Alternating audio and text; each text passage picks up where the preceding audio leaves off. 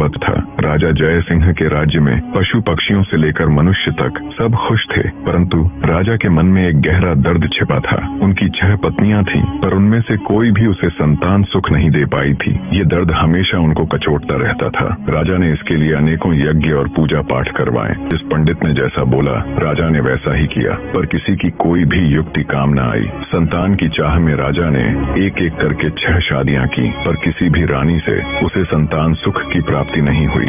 एक दिन राजा जय सिंह शिकार के लिए जंगल गए। वहाँ एक मृग का पीछा करते करते वो जंगल में दूर तक निकल गए। मृग तो भाग निकला, पर अब राजा भूख और प्यास से व्याकुल हो गया। तभी राजा के कानों में पानी के बहने की ध्वनि पड़ी। ध्वनि सुनते ही राजा की जान में जान आई। सोचा जरूर आसपास ही कोई पानी का झरना है, भूख न सही कम से कम प्यास तो मिटेगी। राजा ने ध्वनि की दिशा में तेजी से अपना घोड़ा दौड़ा दिया। जल्द ही राजा की आंखों के सामने एक बड़ा झरना था, पर जब राजा झरने के पास गया तभी उसके कानों में एक स्त्री की आवाज पड़ी। अंधे हैं क्या, दिखाई नहीं देता एक लड़की स्नान कर रही है। भूख प्यास से व्याकुल राजा ने उस तरफ तो ध्यान ही नहीं दिया था। लड़की की आवाज सुन राजा चौंक गया। उसने तुरंत अपना मुंह फेर लिया और बोला, क्षमा करे देवी, मैं इस जंगल में बहुत देर से भूखा प्यासा भटक रहा हूँ, जिससे विचलित होने के कारण मैं आपको देख नहीं पाया। इतना कह राजा मुंह फेरे ही वहाँ से कुछ दूर चलकर खड़ा हो गया। कुछ ही पलों में वह लड़की स्नान से निवृत्त होकर राजा के पास आई। उसने सूखे वस्त्र धारण किए थे